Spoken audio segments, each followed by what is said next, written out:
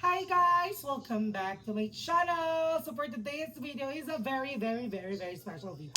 Dahil nandito naman po tayo sa bahay nila ate dahil magtitinda naman po tayo ng ating mga paninda. And ang ating menu for today ay pansit malabon or pansit palabok. Kahit nasa 13 tayo. Energy ang gay. So ayan, kaya mapapansin niyo yung pesta dun may ganito kasi nga naka-sunscreen ako kasi napakainit. Sobrang hot. Just like me. Chares.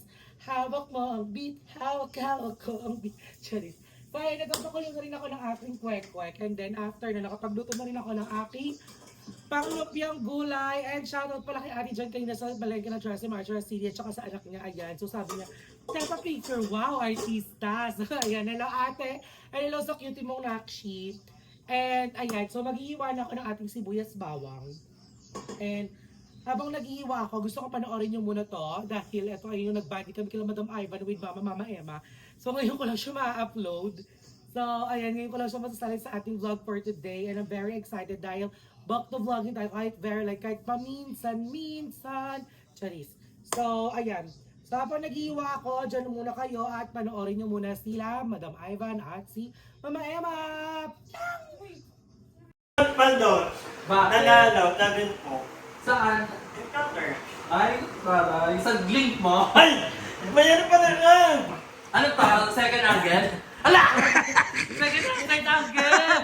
Gaga, ano to? Behind the scene. Behind the scene na naman. Bakit ka na din? Ano kala nyo kayo lang yung walang binabayaran ng bills? Nagbabayad din ako. Magluto ko na lang ng kikya. Ganun ako sabay sa ganito. Hindi na, walang binabayaran bill. Ako meron ako ha. Nahihilo ko. Pero meron ako mga nilolombres. Ano yung ganyan?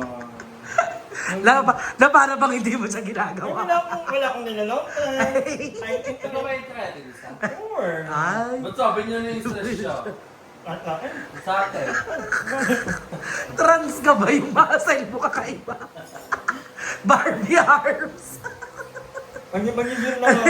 Ikaw, ang ganda-ganda ko. Hindi tayo ni. Actually, uso siya. May Sino? Sino hinahanap? Bawal yun i-vlog. ano yun ah? Sino hinahanap? Sino? Inanap ako ni Mama. 11 na daw. 11 na. Curfew 11 na. Curfew. Ang gaganda Ano mo. ba yan? Mag-vlog ka ba? O, di mo naman ina-upload Bakla yan. meron ako 1 minute kanina. Ah, Oh. ba't ganyan yung camera mo? Parang... Ay, gusto ko yung gawa ganun siya sa salamin. Nataka yung may grado yan. Patingin na. Ganyan buhok. Pinig na black. Akala ko dedela yung flat chested, pati pa nabuho, pati bunbunan pala, pwede. Dare, flat-chested yung ulo. Nakakainis. Bawal ba ang Hindi na nga bunan? lang magkita-kita, nalain. Pero may itsura ka ngayon. Tsaka number 1 ang video yan eh. Number 1 ang video ni Mama Mama! Number Panoorin 1. yung vlog kung maiinit na lang kayo. Huwag kayong magbubok lang. And so ayan, di ba nakita nyo na yung semi banding namin doon with Mama Emma and Madam Ivan. Tapos yung mga kadukong ng vlog na yun ay nakay Mama Emma ay na-upload niya with Mama Aye and Mama Madam Ivan. So ayan, naghihiwa-hiwa na ako dito. So balik na naman tayo sa cooking. So wala na po ang paluto po kayo. Ang meron na po ay bili na po kayo. Wait lang, ba't naka-cinematic? Ayan, tinanggal ko lang yung pagka-cinematic niya, Mama. Hindi nakikita yung hinihiwa ko. So, hinihiwa ko na itong sibuyas bawang, which is ito yung mga kailangan natin sa pagluluto ng ating palabok for today's video. So, ayan, banlaw. Ay, ito yung mga kalat ko. Ayan, yan. Di ba dat ganyan? Cleanly crew. Charis. So, kamusta na ba kayo? Ito na naman tayo eh. Naghihiwa pa lang pero 15 minutes na eh. Di ba? Ito yung mga eksena natin dati. Kamusta na ba kayo? Ano mga pinagkakaabalahan niyo sa buhay? Kasi ako ito nagtitinda na. Meron ako panindang kwek-kwek, meron akong lumpiang gulay, meron akong big siomay, meron din akong fishball, kikiam. Taray. So, eksena, ito yung mga ginagawa natin dati na kapag nag-cooking vlog tayo, di ba? Sobrang haba at dami nating isyong pinag-uusapan. Sa tuwing naghihiwa pa lang ako, kaya habang naghihiwa pa lang ako, 15 minutes na. So, ang vlog natin ay 25 minutes lagi. So, ayan. Ito ay, isa ko kasi ito sa mga paborito talaga na niluluto ko dito ng mga tao dito. Ito yung hinahanap nila, yung palabok. Actually, ito na my favorite din naman na kinakain. So, sobrang sarap nito, guys. Legit. So, tikman nyo na. Dumayo lang kayo. Dito lang yan sa Tres City. Ito yung location. Charis. Ay! So, ayun. Yun yung kwek-kwek. Pinapakuluan ko na siya kasi kailangan na siya pakuluan para mamaya balatan at iluluto na siya. So, ano ba uusapan natin for today's video? Okay, let's talk about something naman this time. So, kaya maganda. Actually, maganda yung mga chika ng mga bakla lately, yung mga tinatanong sa vlog ko eh. It's about cutting off friends. I mean, is there any instances na nasabi mong eto na yung deal breaker mo to cut off a person or a friend or whatsoever, di ba? Sabay siya. Nakikisabay siya sa mga gawain ko. So, ano ba? I mean, what are the things na masasabi mong tama na? And is yung refriend ba ay healthy at maganda ba ang maidudulog nito? So, okay, let's talk about that. So, ako kasi, in my own experience, nag-cut off na din naman ako ng friends. Sabi ko nga sa live ko is, may mga bagay talaga or may mga tao talaga na alam mo yun, yung makakasundot ng limitations natin. May mga tao na minsan na sobrang bait mo sa kanila but still they are able to do something bad about you or yung napag kinikwento mo sa kanila yung mga secrets nyo na yung secrets dapat ay naging kwento ng buong bayan dahil ibinahagi na rin.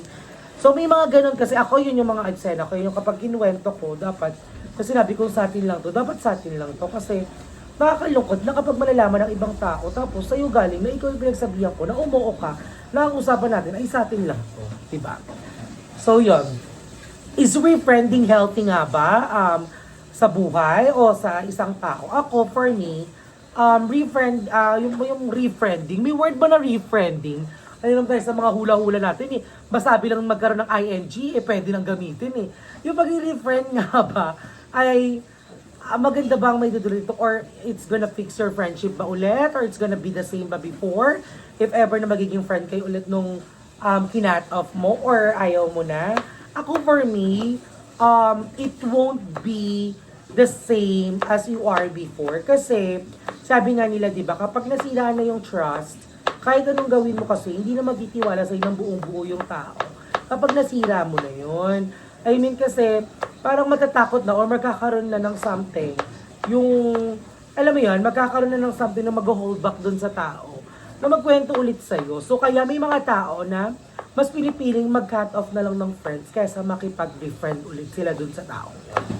Kasi nga, alam nila na mangyayari at what if mangyari na naman, gano'n na naman ulit, magtiwala na naman, tapos magkwento na naman ng mga ganong eksena. Tapos may kwento mo na naman dun sa iba, tapos ganun ulit yung magiging issue. So magiging paulit-ulit lang. So nakakapagod siya at nakakaupos siya. And then ako naman, I don't invalidate kung bakit yung feelings ng ibang tao, kung bakit nila nagawa din yon. I mean, kasi both parties, sabi ko nga, ay may reason kung bakit nila nagagawa yung mga ganong bagay. For sure, both parties naman ay may mga, alam mo yon, may pinanghuhugutan or meron din naman silang pinangahawakan na kung bakit nila kailangan gawin yon. I mean, bakit kailangan mo bang ikwento yon nung nag-away kayo kasi ganito, ganyan, chururot kineme? Bakit mo ba pinili tong ibang tao na to kaysa dun sa mga kaibigan mo? Or bakit mo ba pinili tong kaibigan mo to kaysa dun sa isa mong kaibigan? So, yun talaga ang nangyayari kasi.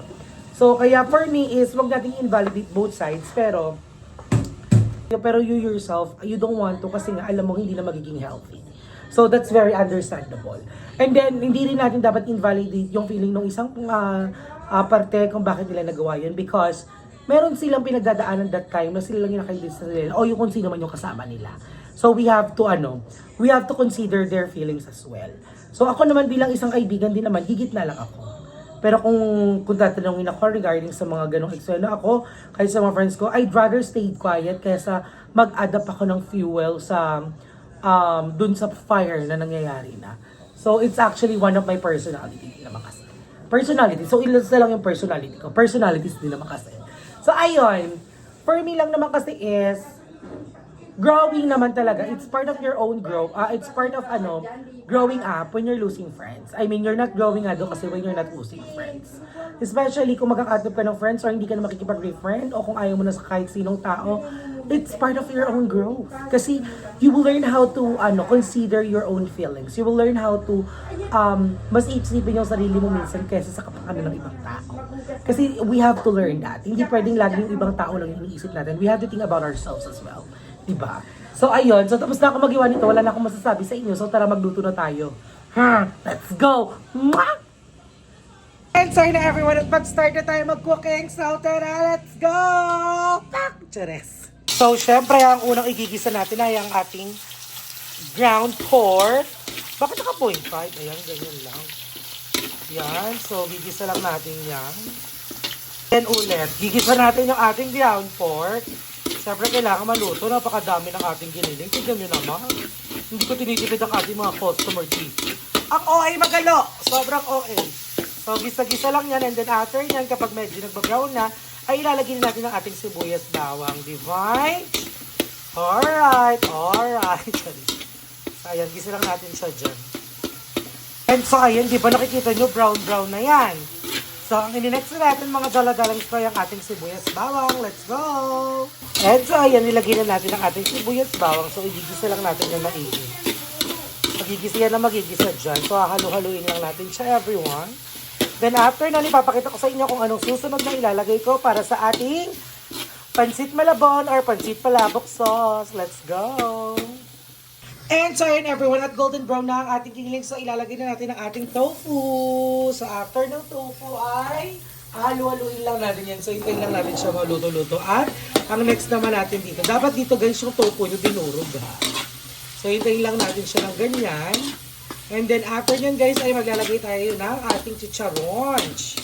Ayan. So kailangan lang natin yan lutuin ng ganyan ng bongga para masarap siya.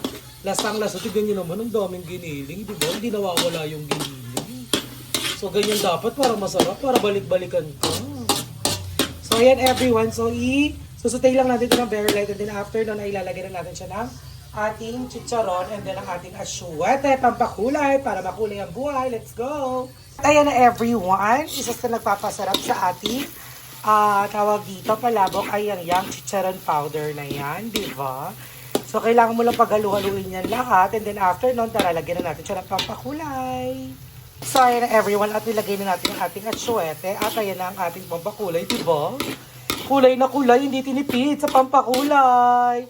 So pampasarap din kasi yung kulay na yan. So halo-halo lang, and then mag-a-adapt tayo ng water. Then after nun ay pakukuluan na natin siya, titimplahan na natin siya. And so yun na everyone, so eto na yung ating sauce ng ating palabok. So look, sobrang lapot, sobrang ganda ng kulay at sobrang lasa. Ay nagpapakulo na rin ako ng ating noodles here. So look at that, sobrang bongga. Sabon! So ayan, wala na po tayo ngayon na paluto na po kayo. Ang meron na po tayo ay bili na po kayo. So, hintayin na lang natin maluto yung noodles natin and then we're good to go. Let's go! And so, na guys, at ayan, luto na ang ating pansit malabon! With lots and lots and lots of egg. Look at that. Sige, matakam kayo kung nasaan man kayo. Hindi tinapit sa Jekylls, di ba? Maraming egg bites. Bumili na kayo, tara nasugudin nyo na yan dito, let's go! Ayan guys, update lang sa ating pansit malabon. Ubus na siya, sold out na siya at dahil alas 6 na ng gabi. So thank you so much everyone for watching this vlog. Maraming salamat for supporting me all the time. Mahal na mahal ko kayong lahat. Magkita-kita sa susunod next vlog. I love everyone! Mwah, mwah!